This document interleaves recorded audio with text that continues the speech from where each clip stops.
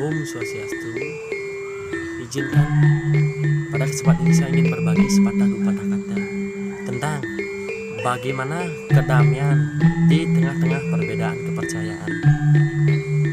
Baik, Indonesia adalah salah satu negara yang memiliki banyak agama. Kenapa saya bisa bilang banyak? Karena memiliki lebih dari satu, seperti itu. Agama di Indonesia sudah identik dengan kepercayaan, seperti itu. Agama juga pada umumnya di Indonesia mengajarkan tentang bagaimana menjalankan kebenaran dalam kehidupan kita, seperti itu. Khususnya di agama ini berbagai macam kepercayaan, perbedaan rasa sudah muncul dari beribu-ribu tahun lalu, beratus tahun, seperti itu. Nah, yang saya ingin sampaikan, bagaimana menyikapi kedamaian kita di tengah-tengah perbedaan kepercayaan dan rasa. Pada kesempatan ini, salah satu hal yang ingin saya sampaikan adalah ketika kita ingin berdamailah dengan diri sendiri sebelum kita bisa berdamai dan menerima apa adanya orang lain tersebut. Karena dengan berdamai dengan diri sendiri, kita membuat diri kita secara tidak langsung terlepas dari ikatan kebencian, kemunafikan, keserakahan, dan hal-hal negatif di dalam diri ini dan hidup. Nah, dengan berdamai dengan diri sendiri, maka kita akan mendapat banyak kelebihan.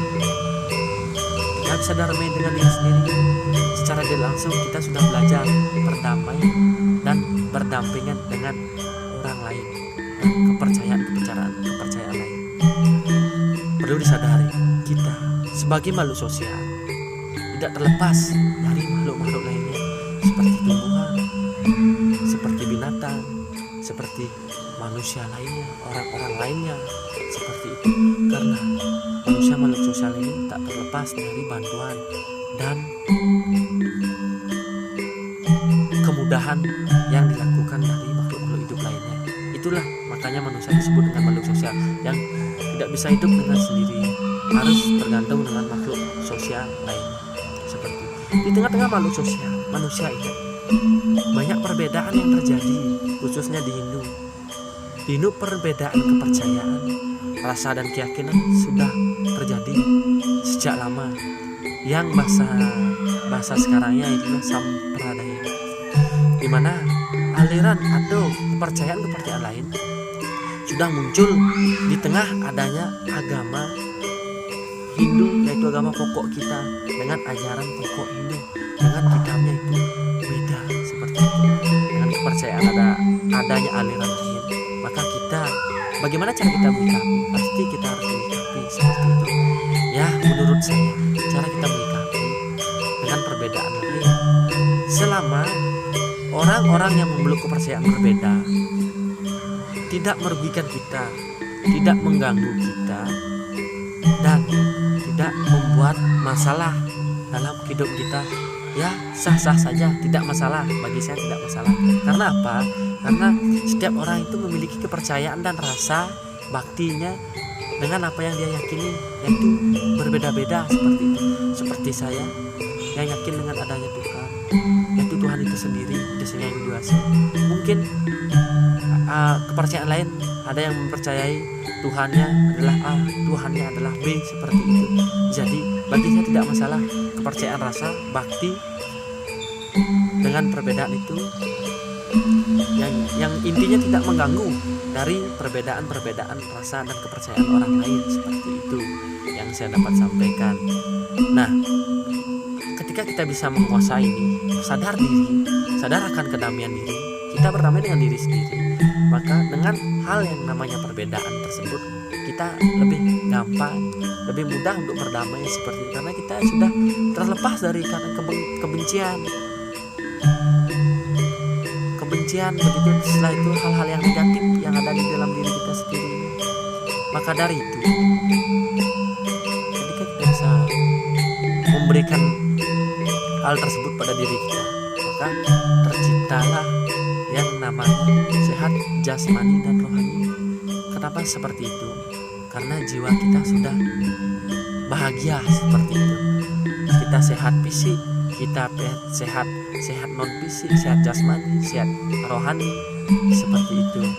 Nah, dapat saya sampaikan juga dalam salah satu sloka di kitab suci agama Hindu, yaitu Sara Samusaya sloka 4, yang menyebutkan bagaimana beruntungnya kita terlahir sebagai manusia, karena dengan kita lahir sebagai manusia, kita akan dapat menyelamatkan diri kita dari karma-karma buruk sebelumnya. Seperti itu, sesuai dengan kitab Sara Samusaya yang saya baca.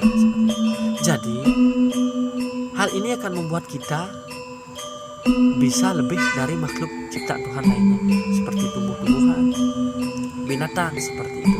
Karena di antara tumbuhan, binatang, dan kita sendiri manusia, kita adalah makhluk yang paling sempurna, yang kelebihannya itu bisa berpikir, memiliki idep, bisa berpikir menurut agama Hindu, seperti itu.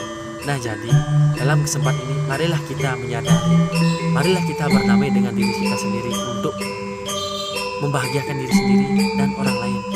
Maka hal itu akan membuat hidup kita sehat, berkecukupan dalam segala hal, dan bahagia, seperti itu.